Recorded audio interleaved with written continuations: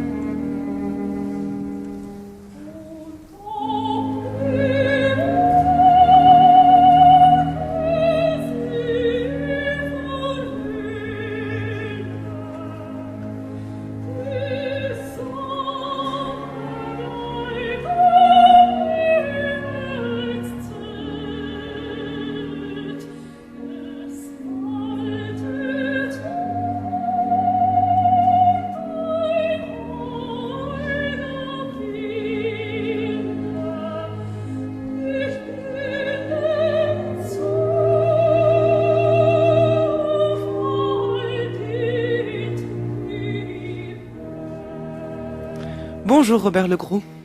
Bonjour. Bienvenue sur les chemins de la philosophie. Merci. De qui vous sentez-vous l'héritier, plutôt de la raison des Lumières ou de l'esthétique romantique ?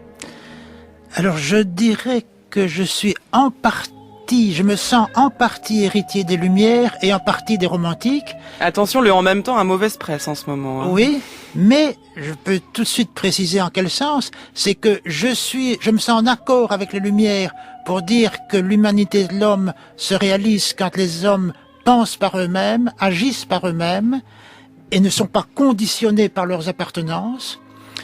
Mais en même temps, je rejoins les Lumières pour dire que pour apprendre à penser et agir par soi-même, il faut une éducation. C'est plutôt par là que je rejoins les romantiques. Il faut une éducation et il faut s'inscrire dans une culture.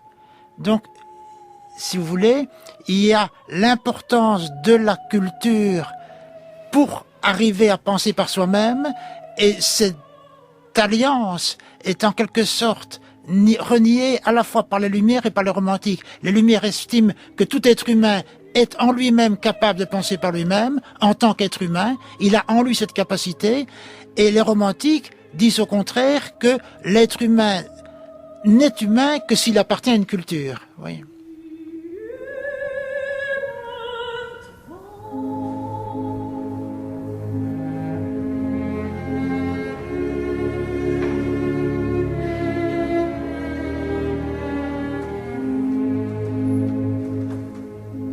On va prendre le temps de définir ensemble cet terme, Robert Legros, parce que finalement, quand on lit vos ouvrages, notamment l'idée d'humanité qu'on trouve aux éditions Grasset, mais aussi l'humanité éprouvée chez Classic Garnier, quand on lit l'article de vous, enfin l'entretien que vous avez accordé à Philosophie Magazine dans le hors-série qui paraît ce mois-ci sur les anti-lumières, on se rend compte que par romantique, qu'on a une vision extrêmement réductrice de ce qu'on appelle romantisme.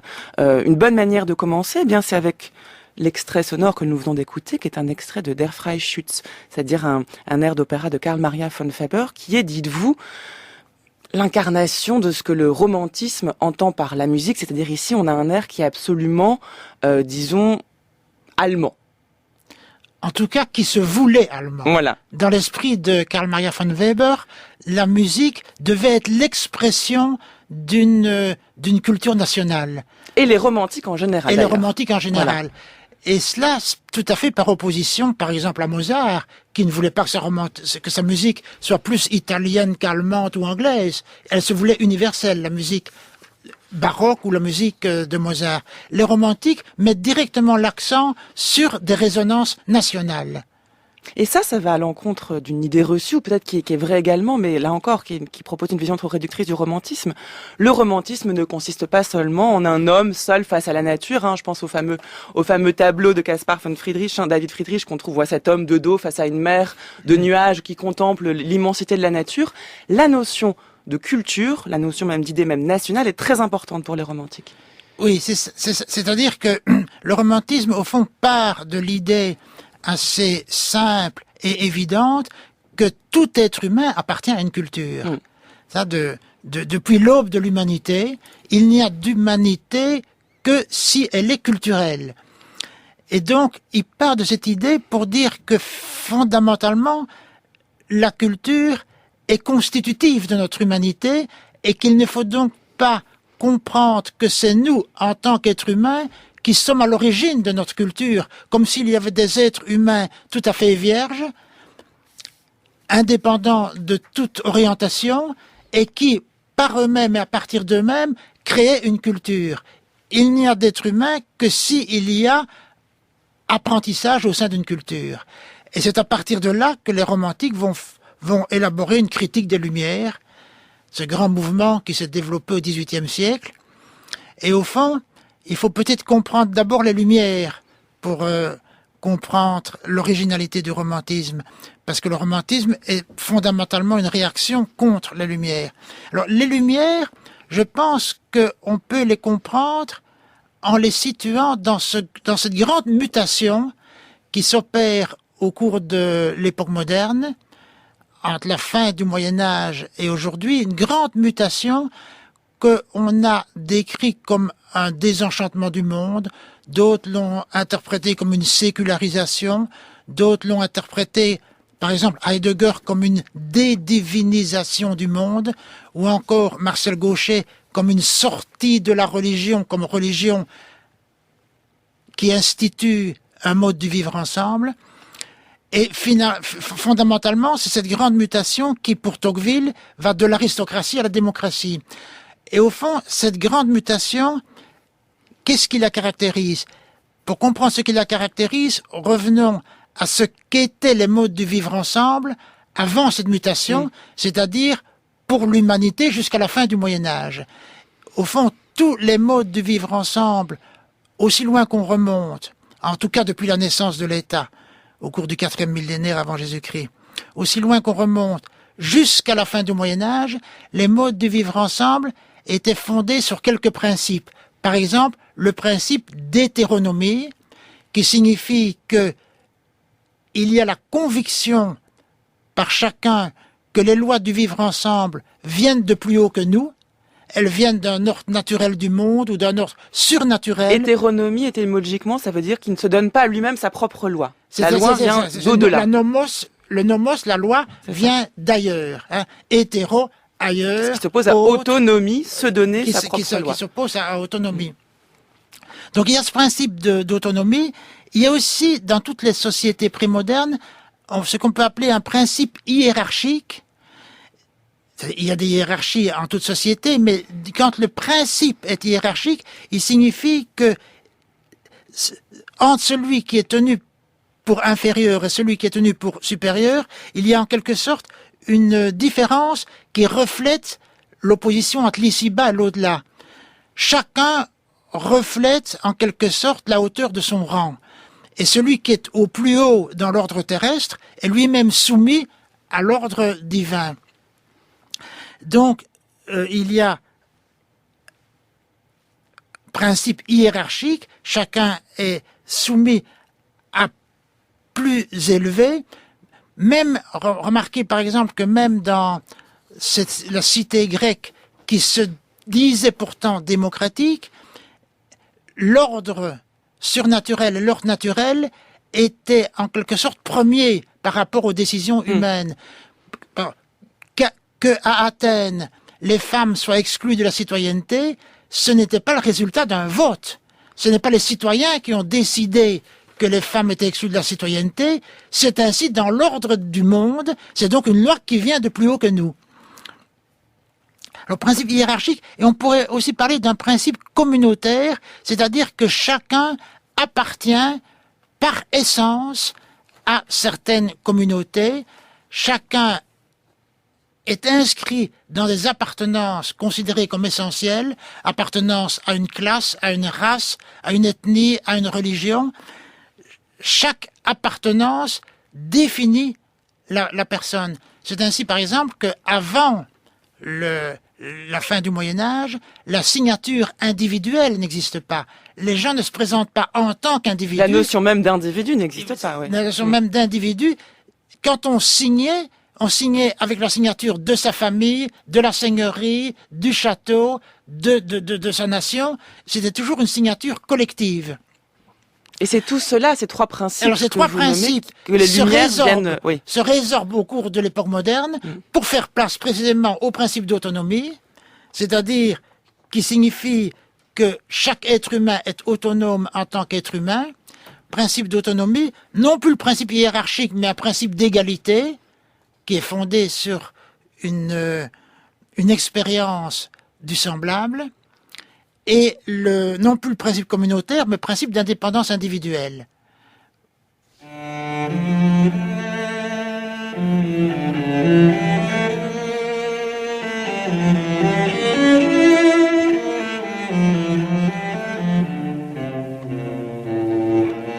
Qu'est-ce que les Lumières ? La sortie de l'homme de sa minorité, dont il est lui-même responsable. Minorité, c'est-à-dire incapacité de se servir de son entendement, sans la direction d'autrui. Minorité dont il est lui-même responsable, puisque la cause en réside non dans un défaut de l'entendement, mais dans un manque de décision et de courage de s'en servir sans la direction d'autrui. Sapere aude, ose penser, aie le courage de te servir de ton propre entendement. Voilà la devise des Lumières. La paresse et lâcheté sont les causes qui expliquent un si grand nombre d'hommes, après que la nature les a affranchis depuis longtemps d'une direction étrangère, restent cependant volontiers leur vie durant mineurs, et qu'il soit si facile à d'autres de se poser en tuteur des premiers. Il est si aisé d'être mineur. Si j'ai un livre qui me tient lieu d'entendement, un directeur qui me tient lieu de conscience, un médecin qui décide pour moi de mon régime, etc., je n'ai vraiment pas besoin de me donner de peine moi-même. Je n'ai pas besoin de penser, pourvu que je puisse payer. D'autres se chargeront bien de ce travail ennuyeux.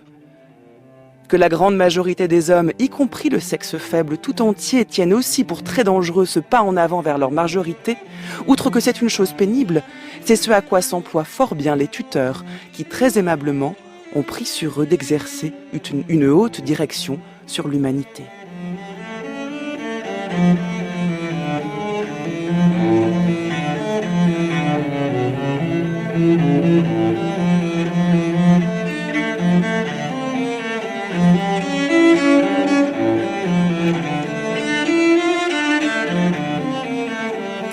C'est avec ce texte de Kant, Robert Legros, Qu'est-ce que les Lumières, qui est écrit en 1784, que l'on peut comprendre le point d'articulation entre les Lumières et leurs détracteurs, en tout cas certains de leurs détracteurs que sont les romantiques, puisque dans ce texte Kant définit les Lumières comme la sortie de l'homme de sa minorité. Or, celui qui est mineur est celui qui ne se donne pas à lui-même sa propre loi. Et d'où vient cette loi pour Kant ? De la raison. C'est la raison émancipatrice, universelle, qui va libérer l'homme de son joug, et c'est contre ce postulat que s'opposent les romantiques. Oui. Alors, je pense que ce texte de Kant, qui est un très beau texte, il faut, pour préciser ce que sont fondamentalement les Lumières, il faut préciser sans doute que le principe d'autonomie, c'est-à-dire penser par soi-même, le principe d'autonomie ne signifie pas fondamentalement qu'il y ait pour autant arbitraire des individus. Autonomie n'est pas synonyme de arbitraire parce que l'autonomie implique que l'on respecte l'autonomie d'autrui. Autrement dit, cela ne veut pas dire je décide souverainement en tant qu'individu du sens de ma vie, j'en décide en respectant l'autonomie de chacun.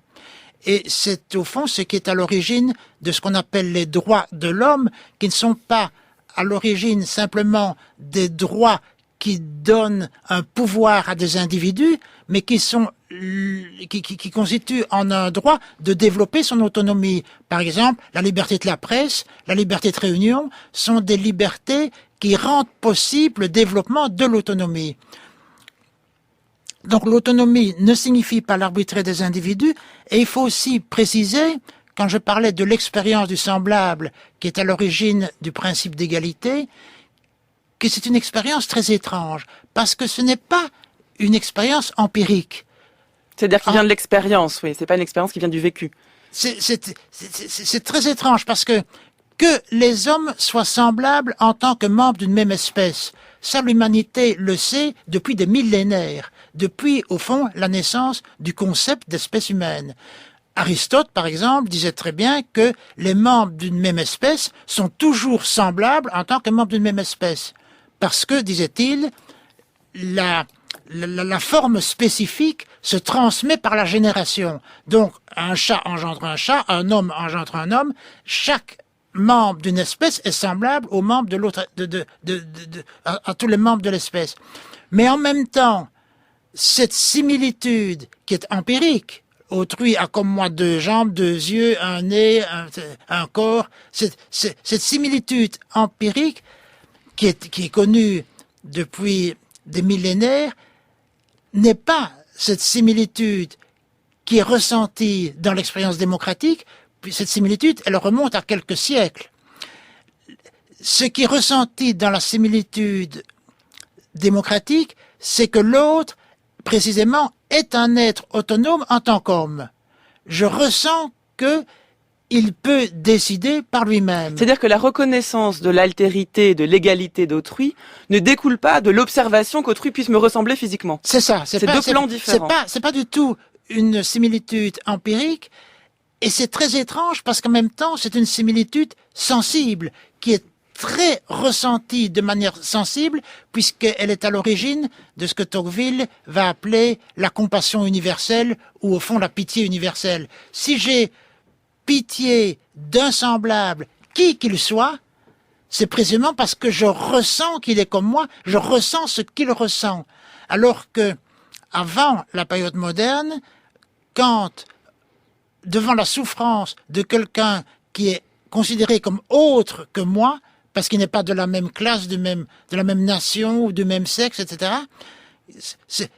cette souffrance n'engendrait pas la pitié. Il n'y avait de souffrance qu'à l'égard des membres de sa caste, dit Tocqueville. Alors, on va venir à Tocqueville dans un instant, mais il faut encore continuer de préciser les choses, pour bien qu'on puisse saisir les enjeux de cette discussion, qui est vraiment passionnante parce qu'elle met en scène, elle met en jeu des idées qu'on emploie souvent sans forcément les définir, comme les Lumières. Les romantiques. Alors déjà, précisons, pardon, on l'a pas encore fait. Les romantiques, en fait, ça veut pas dire grand-chose. C'est pas un courant de pensée qui se revendique comme tel, Robert Oui, Le Gros. c'est ça, tout à fait. C'est-à-dire que c'est après coup qu'on a réuni des auteurs qui étaient singulièrement très différents les uns des autres sous une même étiquette.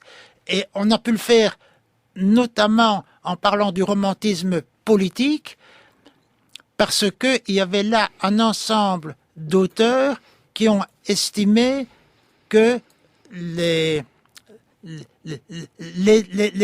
humain devait, pour vivre humainement, devait vivre selon une culture qui était prédonnée. C'est ça la différence. Donc, comme les Lumières, les romantiques proclament que les lois viennent de nous, et donc non pas de Dieu ou d'un ailleurs, mais la différence, l'énorme différence réside dans ce sens donné au nous. Oui. Les Lumières disent nous, les lois viennent de nous en tant que sujet individuel et rationnel. Les romantiques vont dire nous, c'est notre culture, ce sont nos coutumes. C'est-à-dire que l'homme universel n'existe pas pour les romantiques. Tout à fait. C'est donc, nous, c'est, comme vous le dites, c'est notre culture. En même temps, c'est notre sensibilité. C'est une sensibilité collective. Alors, on voit très bien que cette opposition lumière-romantisme joue encore très fortement aujourd'hui. Par exemple, dans la question du voile. Dans la question du voile, un romantique dira, oui, chacun doit pouvoir vivre selon sa culture, donc le voile est tout à fait le bienvenu, même dans l'espace public. C'est-à-dire qu'on trouve chez les romantiques un respect de la culture, y compris des différentes cultures, puisque l'humanité de l'homme se trouve dans sa culture, quelle qu'elle soit. Oui, vous avez raison de souligner ce point-là, parce que avant, autrefois, lorsque régnait le principe d'hétéronomie, le principe hiérarchique, les autres étaient considérés comme autres, c'est-à-dire comme en deçà de la véritable humanité. En deçà de la véritable humanité. Tandis qu'avec les romantiques, chaque être humain étant devenu humain par son imprégnation dans une culture, chaque être humain est pleinement humain pour autant qu'il s'inscrive dans une culture. C'est-à-dire qu'il y a une manière de lire le texte de Kant qui consiste à dire, mais Kant quand il parle de minorité, il désigne d'autres cultures qui ne sont pas la sienne, qui ne sont pas encore servies de leur raison, pour le dire rapidement, pour s'émanciper du joug de toute forme de soumission. Et donc il y a comme une hiérarchie entre les cultures, en fait. Alors, c'est ça le danger qui guette les Lumières, c'est justement qu'elles peuvent basculer et en venir à penser que ceux qui sont d'une autre culture que nous, c'est-à-dire ceux qui ne estiment que l'être humain est mineur, ils sont sous-humains et par conséquent, il peut y avoir toute une partie d'esprits qui se sont revendiqués des Lumières et qui ont pu considérer que le colonialisme était parfaitement justifié. Par exemple, Marx, qui était entièrement du côté de ceux qui justifient le colonialisme, en disant « nous apportons la civilisation, nous apportons le fait que nous sommes majeurs, alors que eux sont mineurs ». Tandis que chez les romantiques, on a eu là une première forme d'anticolonialisme dès le 19e siècle, parce qu'ils considéraient qu'il fallait maintenir les êtres humains dans leur propre culture. Et donc c'est un mouvement étrange, parce qu'il est à la fois très conservateur, dirait-on, aujourd'hui, puisque les règles doivent être basées sur la tradition, sur la culture, donc sur la tradition, donc conservateur, mais en même temps anticolonialiste, alors que les Lumières sont progressistes et ont basculé du côté du colonialisme. Vous voyez comme les choses peuvent être complexes. Et ça veut dire que aujourd'hui, les partisans de ce qu'on appelle le multiculturalisme aujourd'hui sont les héritiers des Lumières. Alors, du romantisme, pardon, justement. C'est que le respect des cultures dans leurs différences, c'est-à-dire il n'y a pas une culture qui domine une autre. Mais le danger alors du romantisme, parce qu'il y a aussi un danger dans le romantisme, c'est de considérer que puisque l'être humain devient humain par sa culture, il faut préserver l'unité de sa culture. Il faut préserver donc et exclure donc l'étranger. Donc, pour préserver l'unité de la culture, puisque c'est par la culture que chaque être humain devient humain, il peut y avoir la tentation de vouloir préserver l'unité de la culture au point de rejeter tout élément étranger et tout élément novateur, et donc devenir une source de rejet de la nouveauté. Ça, c'est le danger du romantisme. Donc c'est pas tant la culture que sa propre culture, en fait, qui est défendue par les romantiques. Leur propre culture. Chaque être humain doit s'inscrire dans sa propre culture. Et par conséquent, le multiculturalisme, d'un point de vue romantique, peut engendrer le sentiment que peu importe telle ou telle culture, pourvu que les cultures se multiplient. Non. Du point de vue romantique, il est important de maintenir l'unité d'une culture pour que l'humanité puisse se former dans le cadre de cette culture. Donc d'un côté, si on tire à l'extrême les caractéristiques des Lumières, on aurait comme danger le colonialisme et l'affirmation de la suprématie d'une certaine culture sur une autre. On retrouve quand même l'idée de culture, une certaine idée de la raison qui se veut universelle, mais qui en fait du coup s'impose à d'autres conceptions de la raison. Et de l'autre, du côté des romantiques, le danger, ce serait l'affirmation d'une forme la recherche d'une forme de pureté du peuple qui conduit au racisme, en fait. Oui, c'est ça. D'ailleurs, on le voit très bien chez un auteur comme Wagner, par exemple, qui était tout à fait romantique et qui est tombé dans une forme très forte d'antisémitisme pour préserver la pureté de la culture allemande. Oui. Alors on va prendre un exemple, vous avez cité à plusieurs reprises le nom de Tocqueville, qu'on présente rarement comme un héritier du romantisme. Et pourtant, dans ce texte extrait de La démocratie en Amérique, vous allez voir la distinction que Tocqueville fait entre les hommes très grands et les hommes très petits. C'est selon lui deux humanités distinctes qui correspondent en fait à deux modèles politiques différents. Écoutez ce texte interprété par Georges Claes. Lorsque le monde était rempli d'hommes très grands et très petits, très riches et très pauvres, très savants et très ignorants, je détournais mes regards des seconds pour ne les attacher que sur les premiers. et ceci réjouissait ma vue. Mais je comprends que ce plaisir naissait de ma faiblesse.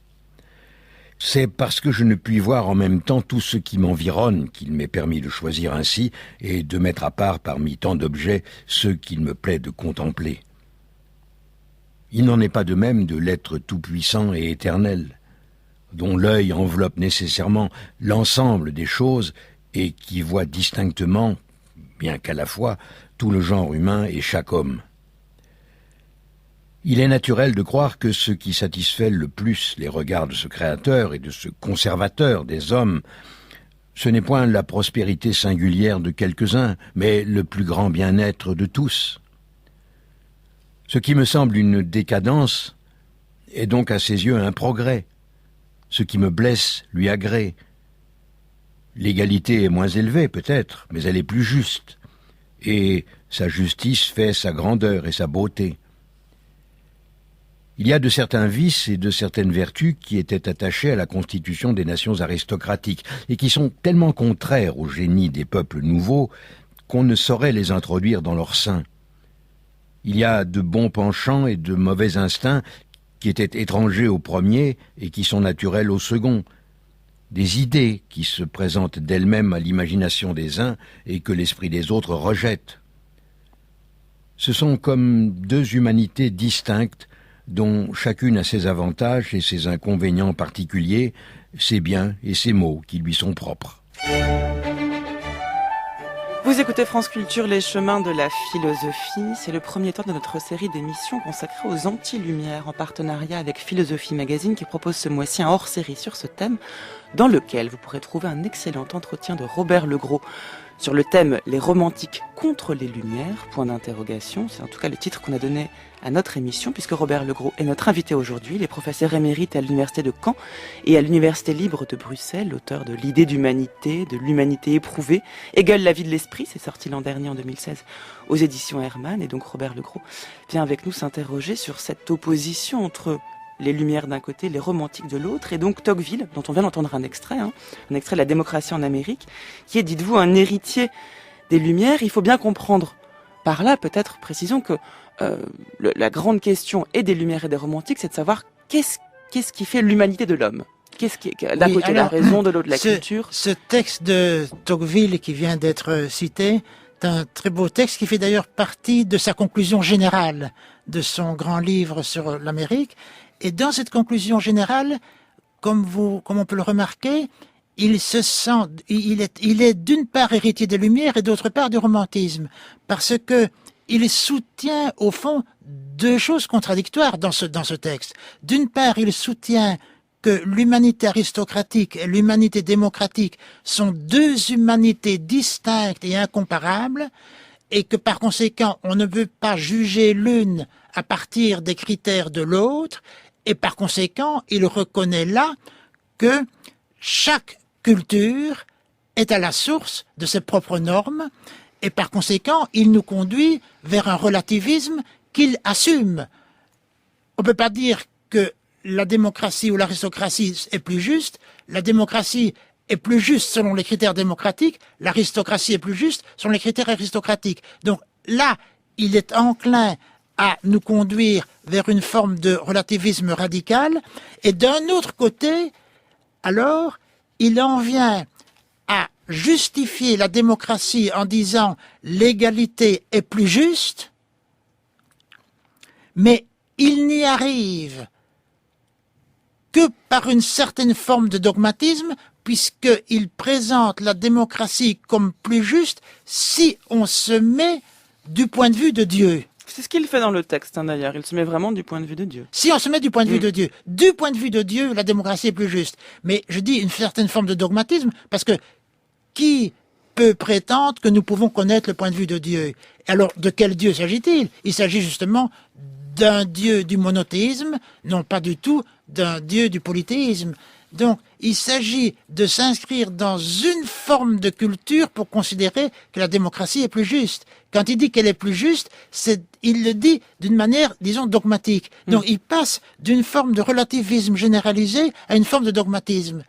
Parce que il est balancé, justement, entre un principe qui vient des Lumières et qui effectivement, il estime que c'est un principe juste, à savoir que l'égalité est plus juste, et un principe qui vient du romantisme, à savoir chaque culture ne peut être jugée que sur la base des critères de cette culture.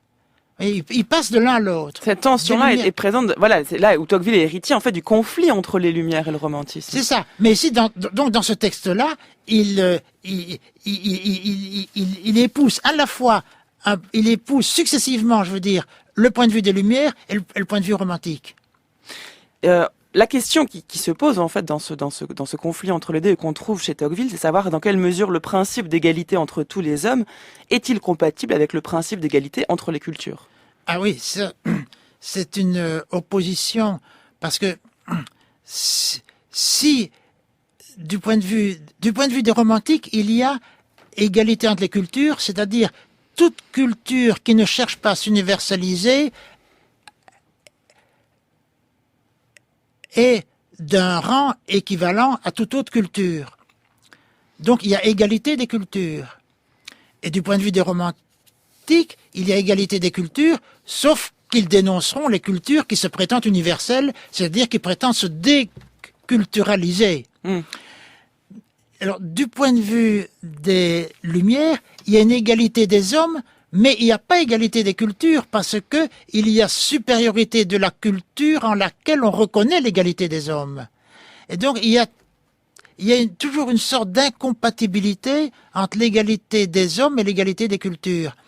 C'est d'ailleurs très significatif dans l'itinéraire de Hegel que dans sa jeunesse, il épouse complètement le point de vue d'une égalité des cultures.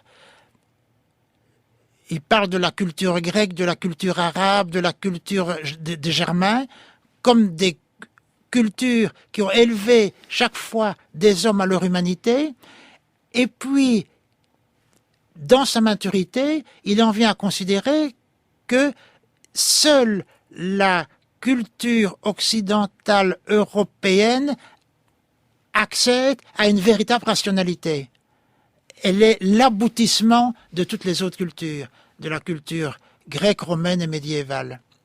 Mais c'est difficile de voir en quoi finalement la raison, l'idée de raison peut s'opposer à l'idée de culture, parce que la culture n'est pas irrationnelle, la raison n'est pas exclue du domaine de la culture. Est-ce qu'on peut essayer de préciser les choses? Peut-être que c'est aussi que l'étonnant d'une raison dite émancipatrice et soi-disant universelle, eh bien, en fait, ce n'est que le masque de la volonté d'affirmer la supériorité d'une certaine culture. On peut formuler les choses ainsi.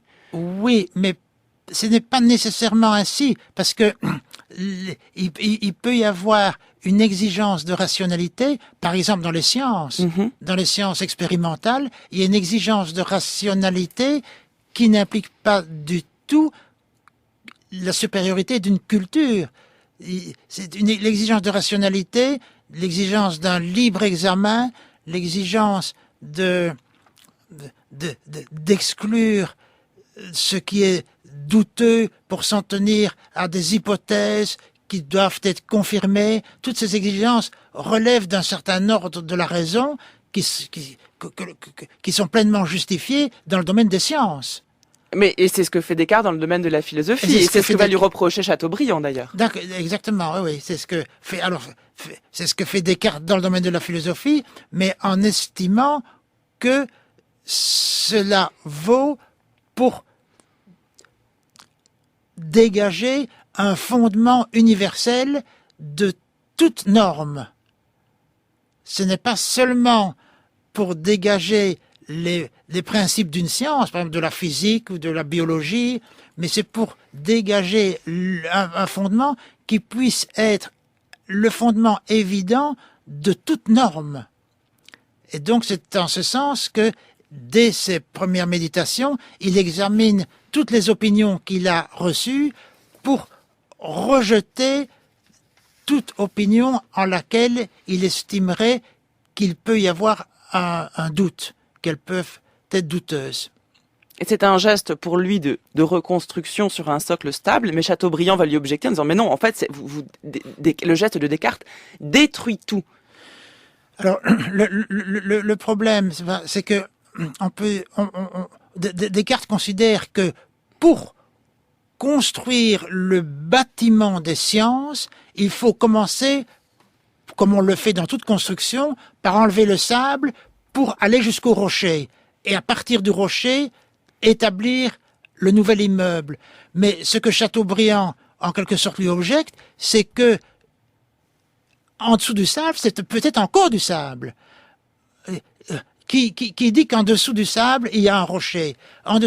Parce que toute réflexion, comme le soulignent les romantiques, toute réflexion s'inscrit dans une suite, dans une répétition.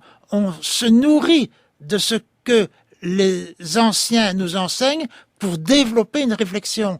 On ne peut pas partir absolument du rocher, c'est-à-dire d'une évidence qui s'imposerait à tout être humain, quelle que soit sa culture. Écoutez l'objection que Chateaubriand fait à Descartes. Il s'adresse directement à Descartes, à l'entreprise même cartésienne, en s'interrogeant sur l'esprit de cette secte que serait la secte cartésienne, qui est en fait la secte des Lumières. Écoutez.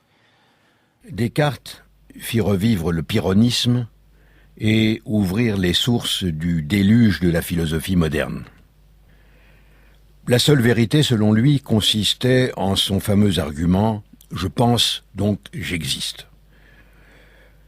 Il serait impossible d'entrer dans le détail de la philosophie des encyclopédistes. La plupart sont déjà oubliés, et il ne reste d'eux que la Révolution française. Quel fut donc l'esprit de cette secte? La destruction. Détruire, voilà leur but. Détruire, leur argument. Que voulaient-ils mettre à la place des choses présentes? Rien. C'était une rage contre les institutions de leur pays, qui à la vérité n'était pas excellente. Mais enfin, quiconque renverse doit rétablir, et c'est la chose difficile, la chose qui doit nous mettre en garde contre les innovations. C'est un effet de notre faiblesse que les vérités négatives sont à la portée de tout le monde, tandis que les raisons positives ne se découvrent qu'aux grands hommes. Un sot vous dira aisément une bonne raison contre. Presque jamais une bonne raison pour.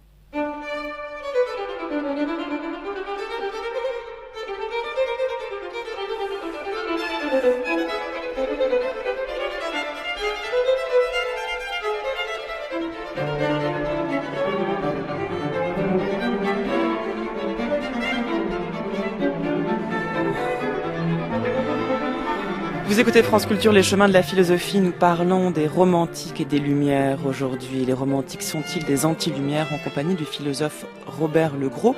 On vient d'entendre un texte de François-René de Chateaubriand, qui est un texte parfait, parce qu'il termine avec cette phrase, hein, un sot vous dira aisément une bonne raison contre, presque jamais une bonne raison pour. En d'autres termes, il est beaucoup plus facile d'être contre que d'être pour. Or, les Lumières et Descartes, en chef de file, eh bien, sont contre un certain ordre établi, veulent soi-disant instruire un nouvel ordre, mais en fait, ils ne font que détruire ce qu'il y a. C'est là où on a la dimension traditionnelle, conservatiste des anti-lumières. Oui, mais en même temps, je serais ici tenté de me faire le défenseur de Descartes. Ah.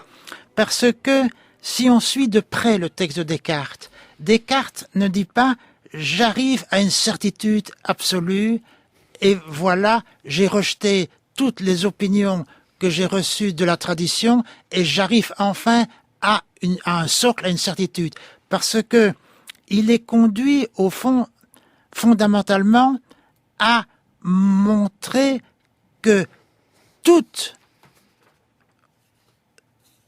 certitude apparente peut être mise en doute, y compris le « je pense », parce que quand il pose la question « mais qui suis-je donc, moi qui suis certain que je pense ?» Il se pose la question « qu'est-ce que c'est que penser ?» Et puis il répond « penser, c'est douter, affirmer, nier, imaginer et sentir. » Donc d'une certaine manière, penser reçoit un ensemble de déterminations qui ne sont pas strictement concevables. Qu'est-ce que ça veut dire que penser, c'est sentir? Que penser, c'est imaginer, percevoir, douter, affirmer. Donc quoi, Chateaubriand a une mauvaise foi quand il accuse de destruction? Et donc, ce qu'il ne voit pas, c'est qu'il y a une grande force chez Descartes qui est de montrer, au fond, que nous, êtres humains, nous avons la possibilité de considérer que toute conviction porte en elle quelque chose à l'égard de quoi nous pouvons prendre nos distances. C'est ce qui sera repris par la phénoménologie quand Husserl parlera de suspendre l'attitude naturelle. Dans notre attitude naturelle, nous sommes plongés dans un ensemble d'évidences. Ceci qui est devant moi est un micro. Voilà, c'est une évidence, je vois un micro. Mais en même temps, il faut voir que pour un être humain dont la civilisation ne connaît pas le micro, il ne voit pas la même chose que moi quand il regarde ceci. Et donc, devant tout ce que je vois, je peux prendre une distance en disant qu'est-ce que au fond qui m'apparaît. Puisque quand je dis c'est un micro, je recouvre déjà ce qui m'apparaît par un concept. Ça vient de ma culture. Mais j'ai la possibilité de prendre une distance. Or ça, c'est en effet, pourrait-on dire, une grande caractéristique de l'être humain. L'animal ne prend pas une distance par rapport à ce à l'égard de quoi il est habitué de réagir. L'être humain peut suspendre son attitude naturelle et à partir de là s'ouvrir, précise Husserl, à certaines expériences universelles, c'est-à-dire qui ne relèvent pas d'une culture. Quand Husserl parle de l'expérience d'autrui, il ne parle pas de l'expérience d'autrui au Moyen-Âge ou chez les Grecs ou chez les primitifs ou chez les modernes, il parle de l'expérience humaine qu'a autrui, l'expérience humaine que nous avons d'autrui, c'est-à-dire la manière dont autrui nous apparaît. Pour tout être humain, autrui apparaît différemment qu'une chose. Ça, c'est quelque chose d'universel pour Husserl. La même chose à propos de Lévinas, quand Lévinas parle du visage, c'est pas il ne parle pas de visage au Moyen-Âge ou chez les Grecs ou à telle époque ou dans telle culture. Il y a une expérience du visage. Il y a donc quelques expériences phénoménologiques qui résident dans la manière dont une chose apparaît et qui peut être décrite de manière universelle, mais attention, les concepts viennent toujours d'une culture. Donc la phénoménologie est une sorte de réconciliation entre les Lumières et les Romantiques ? On pourrait, avec la phénoménologie, en tout cas faire une réconciliation entre le fait que l'être humain appartient à un monde, c'est toujours au sein d'un monde que nous réfléchissons, c'est toujours à partir de certains concepts qui nous viennent de notre culture, mais en même temps, nous pouvons nous ouvrir à des expériences qui sont, alors, préconceptuelles, qui ne sont pas recouvertes par un concept, mais qui sont des expériences proprement humaines. Ce sont les expériences phénoménologiques. Par exemple, l'expérience phénoménologique du temps. Ou pour prendre l'exemple de Heidegger, prend l'exemple d'une fugue de Bach qu'on entend avec les oreilles. Il dit, mais si seulement si la chose entendue n'était ici rien de plus que ce qui vient frapper le tympan, on pourrait jamais entendre une fugue de Bach. C'est nous qui entendons la fugue de Bach et non l'oreille. Oui. Alors ça, c'est aussi très important, mais ça, disons, c'est encore un autre point de la phénoménologie, c'est lorsque la phénoménologie souligne le fait que nos perceptions ne sont pas des impressions. Nous n'avons pas d'expérience du purement sensoriel. Je ne vois pas des impressions visuelles, je vois ce micro, je vois une fenêtre, je ne vois pas des impressions visuelles, je n'entends pas des impressions sensorielles, des impressions auditives. Ce que j'entends, c'est la musique de Bach ou telle chanteuse. D'ailleurs, c'est ce que disait également Husserl, nous n'entendons pas une impression auditive, mais la voix de la cantatrice. Donc, c'est une nouvelle conception du sensible. Nous sommes directement au niveau d'une organisation du sensoriel par des concepts. Mais en même temps, nous sommes, par l'expérience phénoménologique, au-delà du conceptuel. Parce que les concepts nous viennent d'une culture, mais dans l'expérience phénoménologique, nous sommes au-delà de l'expérience culturelle. Et donc, ça montre bien, du point de vue de la phénoménologie, que l'homme n'est pas conditionné. Il n'est pas conditionné par le sensoriel, comme on pourrait le penser par exemple chez les animaux. Il n'est pas conditionné par le sensoriel, puisqu'il voit des choses qui sont déjà conceptualisées, mais il n'est pas non plus conditionné par le conceptuel qui vient de la culture, parce qu'il a des expériences phénoménologiques qui sont au-delà du conceptuel. Autrement dit, l'être humain doit avoir l'expérience du fait qu'il n'est pas conditionné. Il n'est pas conditionné, on pourrait dire que ça c'est une expérience universelle. Tout être humain peut ressentir... Enfin, difficile quand même il faut quand même une certaine médiation culturelle pour comprendre et faire l'expérience de ce que vous dites aussi. Oui, mais on peut ressentir que dans le conditionnement, il y a une forme de déshumanisation. Si je réagis par pur conditionnement, je ne réagis pas humainement. Ça, c'est ce qui peut être ressenti dans toute culture, parce que quand une toute autre culture que la nôtre a l'expérience d'autrui comme subjectivité incarnée, pour le dire comme Husserl, mais il a une expérience qui n'est pas formée par sa propre culture. C'est une expérience humaine. Donc l'humanité de l'homme n'est pas forcément dans le sillage des Lumières, ni dans celui du romantisme, mais dans la phénoménologie. C'est vous qui l'affirmez, Robert Legros. Personnellement, je suis plutôt dans la ligne de la phénoménologie, c'est-à-dire j'accepte l'idée d'une appartenance de l'être humain à un monde dans lequel il peut puiser ses concepts, mais en même temps, la possibilité pour l'être humain de s'ouvrir à des expériences universelles. En même temps, jusqu'au bout. Voilà. Et voilà, dorénavant, vous ne penserez plus jamais que les romantiques sont ceux qui se prennent pour le fils de Mère Nature, comme le chante Paul McCartney. C'est bien plus compliqué que ça, et vous êtes venu esquisser les grands traits de cette définition. Robert Legros, un grand merci à vous d'être venu à notre micro aujourd'hui. C'est moi qui vous remercie. En ce lundi de Pâques, alors les romantiques contre les Lumières, c'est la question à laquelle nous avons tenté de répondre. On a vu l'opposition, on peut aller plus loin en lisant l'entretien que vous avez accordé à Philosophie Magazine, dans le hors-série qu'on trouve ce mois-ci consacré aux anti-lumières. Et puis de vous, on peut lire paru l'an dernier Hegel, La vie de l'esprit, mais aussi L'idée d'humanité et l'humanité éprouvée, 2 ouvrages qu'on trouve chez Classique Garnier.